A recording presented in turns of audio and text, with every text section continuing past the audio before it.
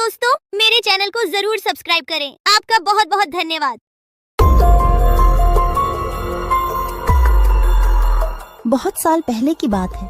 लक्ष्मीपुर के जंगल में एक पुरानी झील थी। वहाँ दिन में तो कोई घटना नहीं होती, पर थोड़ा सा भी अंधेरा छाते ही वह झील एक खूनी झील बन जाती। उस दौरान जो भी जानवर उस झील पर पानी पीने आ जाता, वह जिंदा वापस नहीं आता।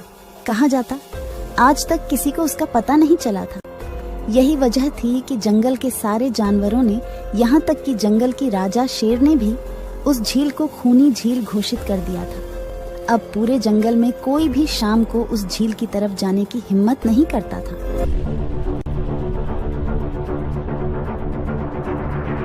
एक दिन उस जंगल में एक बंदर आ जाता है। उसकी और खरगोश की मुलाकात होती है। अरे बंदर भाई, कौन हो तुम? पहले तो तुम्हें इस जंगल में कभी नहीं देखा। खरगोश भाई, आज तक मैं शहर में इंसानों के बीच चिड़ियाघर में था, किसी तरह आजाद होकर आया हूँ। क्या इस जंगल में मेरे रहने के लिए कोई जगह है? हाँ बंदर भाई, ये हम जैसे जानवरों का घर है, इंसानों का चिड़ियाघर नहीं। आओ, मैं तुम्हें पूरी जंगल की सैर करवाता हूँ, सारी जगह के बारे में बताता हूँ। जो जगह पसंद आए वहीं टिक जाना। और खरगोश बंदर को पूरा जंगल घुमाता है। हाथी, जिराफ जैसे कई जानवरों के रहने की जगह ही नहीं, वहाँ के राजा शेर की भी गुफा दिखाता है, पर उस खूनी झील के बारे में ना बताता है और ना उसे वह दिखाने ले जाता है। बंदर वहीं बरगद के एक बड़े से पेड़ को अपने रहने के लिए पसंद कर लेता है। वहाँ रहते हुए अभी उसे 2 दिन ही गुजरते हैं कि तीसरे दिन शाम को घूमता हुआ वह उसी खूनी झील के पास पहुँच जाता है। अरे वाह, कितने सुंदर झील है। जी तो करता है ठंडे ठंडे पानी में कूद कर नहा लूं, लेकिन सर्दी होने का डर है। चलो, आज सिर्फ ठंडा ठंडा पानी से अपना प्यास ही बुझा लेते हैं।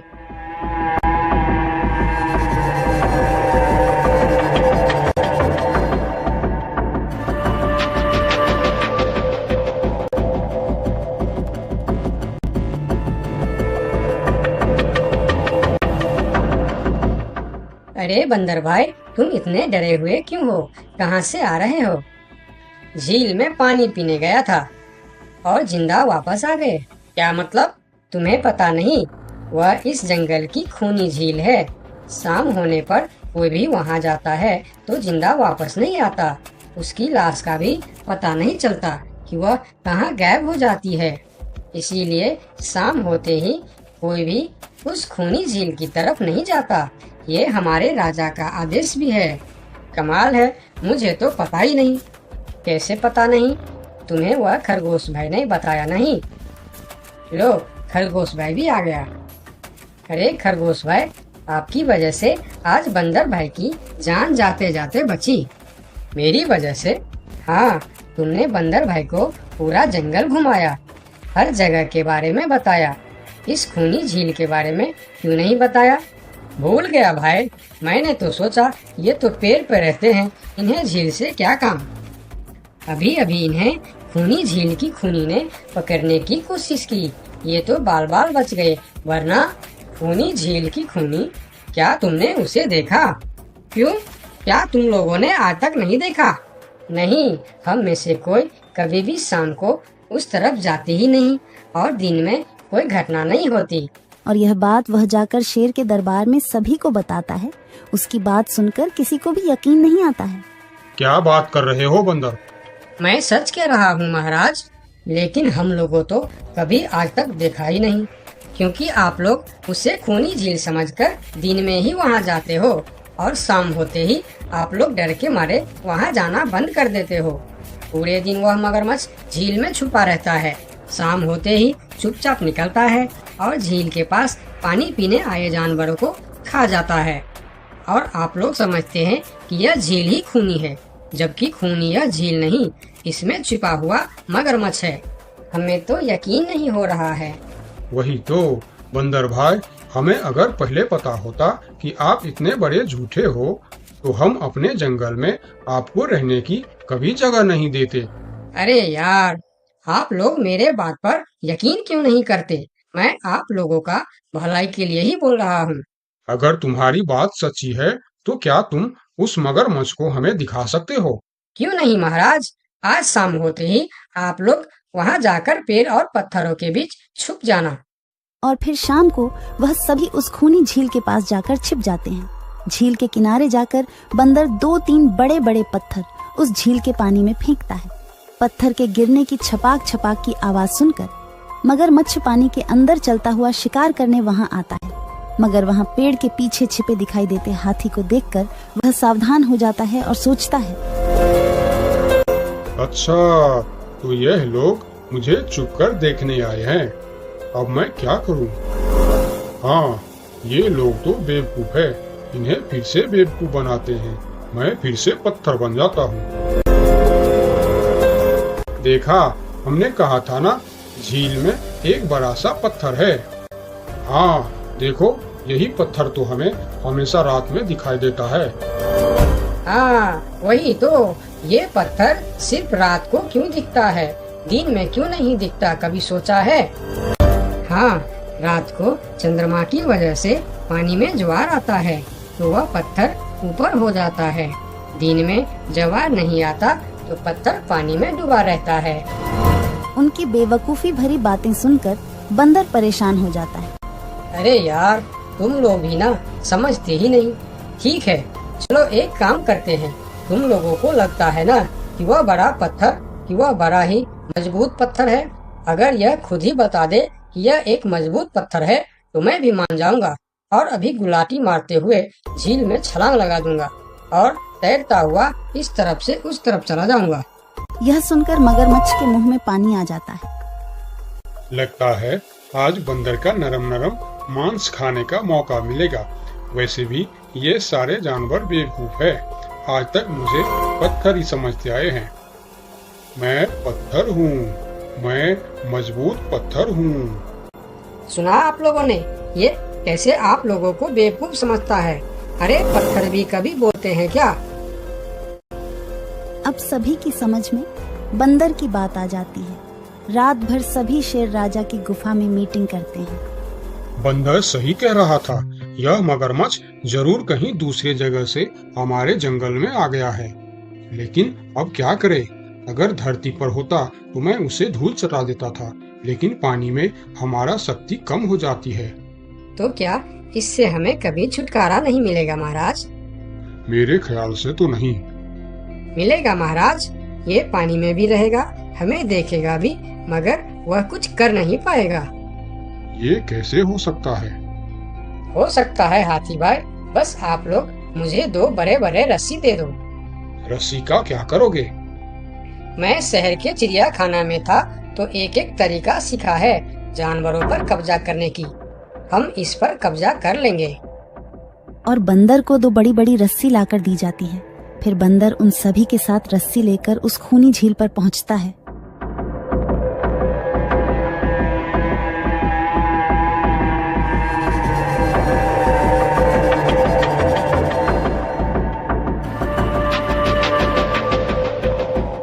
कल तक तो यह बंदर मुझे देखकर भागता था और आज पानी पीने आया है। लगता है ये भी दूसरे जानवरों की तरह मुझे पत्थर समझने लगा है। अभी इसे अपना निवाला बनाता हूँ।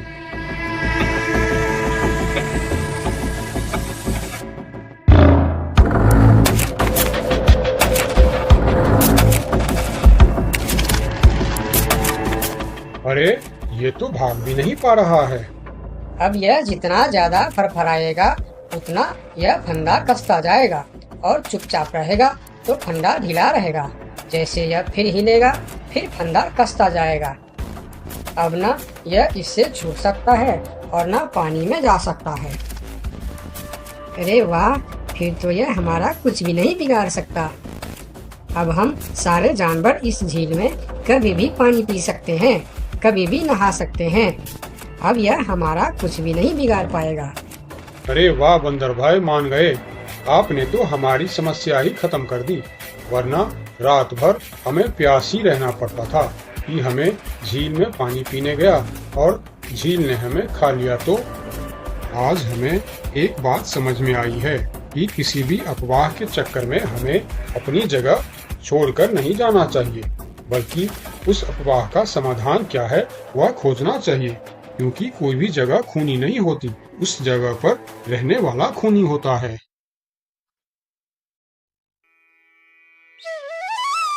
बहुत साल पहले की बात है। लक्ष्मी नगर में एक बहुत बड़ा जंगल हुआ करता था। उस जंगल में शेर खान नाम का एक शेर रहता था। वह जंगल का राजा था।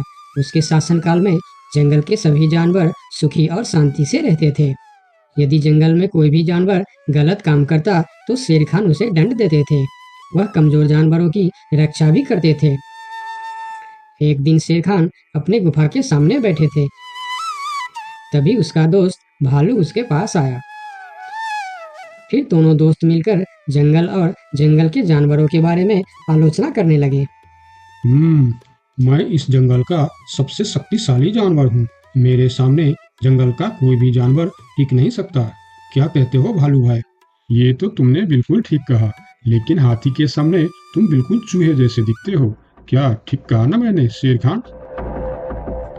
भालू की बात सुनकर शेर खान बहुत क्रोधित हो गए। भालू, तुम्हारी हिम्मत कैसे हुई मेरे बारे में इस तरह की बातें करने की? तुम्हें पता है तुम किसके सामने बात कर रहे हो? मैं इस जंगल का राजा हूँ। तुम मेरे दोस्त हो, इसीलिए तुम्हारे साथ मैं थोड़ा मजाक कर रहा था।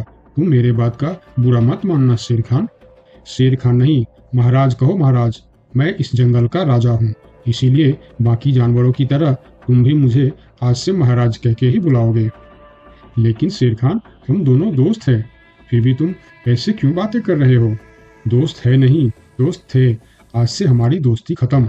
आज के बाद मैं तुमसे कभी बात नहीं करूंगा। दोस्त कहकर मेरे सामने कभी मत आना। चले जाओ यहाँ से। अपने दोस्त का इस व्यवहार से भालू बहुत दुखी हुआ और वह वहां से चला गया। उसी जंगल में गोलू नाम का एक बंदर भी रहता था। वह दूसरों की चीज चुरा कर भाग जाता था। एक दिन गोलू की चोरी करते समय शेर खान के एक सिपाही के द्वारा पकड़ा जाता है और उसे शेर खान के सामने विचार के लिए लाया जाता है। गोलू को देखकर शेर खान कहते हैं, गोलू, तुम्हारी चोरी की किस्से जंगल के दूर दूर तक मशहूर है। तुम जानवरों के घर में ही नहीं बल्कि मेरे दरबार में भी बहुत चीज चोरी की है। इसीलिए मैं तुम्हें पहाड़ से गिराकर मारने की सजा घोषित करता हूँ। आज से ठीक 2 महीना बाद तुम्हें पहाड़ से गिराकर मार दिया जाएगा। अपनी मौत की सजा सुनकर गोलू बहुत रोने लगा और बोला, महाराज, मैं अब कभी चोरी नहीं करूंगा। मुझे माफ कर दीजिए महाराज। मेरे घर में छोटे छोटे बच्चे हैं, मुझे छोड़ दीजिए महाराज। लेकिन शेर खान ने उसकी फरियाद नहीं सुना। तब एक सैनिक उसे ले जाकर जेल में बंद कर देता है। उधर गोलू का दोस्त भोलू को जब इस बात का पता चलता है तब वह गोलू से मिलने के लिए कैद खाने में पहुंच जाता है और उससे कहता है, देखा गोलू, तुम पकड़े गए ना। मैं तुम्हें कितनी बार कहा था कि चोरी करना छोड़ दो। अब क्या होगा बताओ, कैसे निकलोगे यहाँ से? ये सब छोड़ो भोलू भाई, जो होना था वो हो गया। मुझे तो बस अपने परिवार की चिंता हो रही है। काश मैं मरने से पहले उनके लिए कुछ कर पाता। मेरे छोटे छोटे बच्चे हैं, बीवी है, अब उन सब का क्या होगा? मेरे बिना वह भी जीवित नहीं रह सकते। गोलू की बातें सुनकर भोलू सोच में पड़ गया। फिर वह शेर खान के पास गया और बोला, महाराज, मैं गोलू का दोस्त भोलू हूँ। मैं आपसे कुछ कहने आया हूँ। तो तुम गोलू का दोस्त भोलू हो? ठीक है, बताओ क्या कहना चाहते हो तुम? महाराज, मैं चाहता हूँ कि आप गोलू को कुछ दिन के लिए उसके परिवार के पास जाने दें, ताकि वह मरने से पहले अपने परिवार के लिए कुछ इंतजाम कर सके। मरने वाले का आखिरी इच्छा पूरा कीजिए महाराज। आप एक बार उसके परिवार के बारे में भी सोचिए। गोलू ने जो किया उसमें उसकी परिवार की क्या गलती है? अगर आप उसे कुछ दिन के लिए अपने परिवार के पास रहने दोगे तो शायद उसका परिवार बच जाएगा। मैं इस बारे में तुम्हारी कोई मदद नहीं कर सकता। अगर अपने परिवार से मिलने के बहाने गोलू भाग गया तो मैं किसको सजा दूंगा? शेर खान की बात सुनकर भोलू थोड़ा सोच में पड़ गया। फिर बोला, तो ठीक है महाराज, आप गोलू को छोड़ दीजिए। जब तक गोलू वापस नहीं आ जाता मैं उसकी जगह कैद खाने में रहूंगा। और अगर वह कभी वापस नहीं आया तो क्या तुम उसके हिस्से की मौत की सजा भी लोगे? थोड़ा सोचकर बताओ। हाँ महाराज, मैं इसके लिए भी तैयार हूँ। भोलू की बात मानकर शेर खान ने गोलू को कैद से निकालकर भोलू को कैद खाने में डलवा दिया। तब बाहर निकलकर गोलू ने भोलू को बोला, दोस्त, तुम चिंता मत करना, मैं समय से पहले ही वापस आ जाऊंगा। ऐसा कहकर गोलू वहां से चला गया और भोलू गोलू की जगह कैद खाने में रहने लगा। इस तरह बहुत दिन बीत गया, लेकिन गोलू वापस नहीं आया। तब एक दिन शेर खान भोलू के पास आया। देखा बंदर, मैंने कहा था ना गोलू वापस नहीं आएगा। अगर कल सुबह तक गोलू वापस नहीं आया तो शर्त के अनुसार कल शाम के समय तुम्हें पहाड़ से गिरा दिया जाएगा। अगले दिन भी जब गोलू वापस नहीं आया, तब शेर खान और उनके सैनिक भोलू को लेकर पहाड़ के किनारे पर गए। फिर भोलू को खाई के किनारे खड़ा करके शेर खान ने कहा, देखा ना मूर्ख बंदर, तुम्हारे दोस्त तुमको धोखा देकर चला गया। अब तुम मरने के लिए तैयार हो जाओ। लेकिन इस बार भी गोलू नहीं डरा और बोला, कोई बात नहीं महाराज, मैं अपने दोस्त के लिए मरने के लिए भी तैयार हूँ। मैं यह जानकर बहुत खुश हूँ कि मेरा दोस्त अपने परिवार के साथ खुश है। मेरे आगे पीछे और कोई नहीं है, मैं तैयार हूँ महाराज। शेर खान और भोलू के बीच बातचीत चल ही रही थी कि तभी थोड़ी दूर पर गोलू उनके और आता हुआ दिखाई दिया। फिर पास आकर उसने बोला, तुम्हें ऐसा करने की कोई जरूरत नहीं है दोस्त। तुमने मेरे लिए जो किया उसके लिए तुम्हारा बहुत बहुत शुक्रिया। अब मैं अपनी सजा पूरी करने के लिए तैयार हूँ। महाराज, छोड़ दीजिए मेरे दोस्त को। गोलू, तुम्हें वापस आने की क्या जरूरत थी? मैं यह सजा ले लेता था। तुम्हारे घर में छोटे छोटे बच्चे हैं, बीवी है, उनका क्या होगा?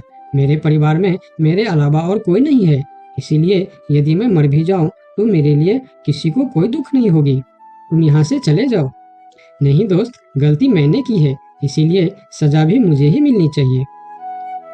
उन दोनों की दोस्ती को देखकर शेर खान सोचने लगे, ये दोनों अपने दोस्ती के खातिर एक दूसरे के लिए जान देने के लिए तैयार है, और मैं एक छोटी सी बात के लिए अपने सबसे अच्छे मित्र भालू से दोस्ती तोड़ दी।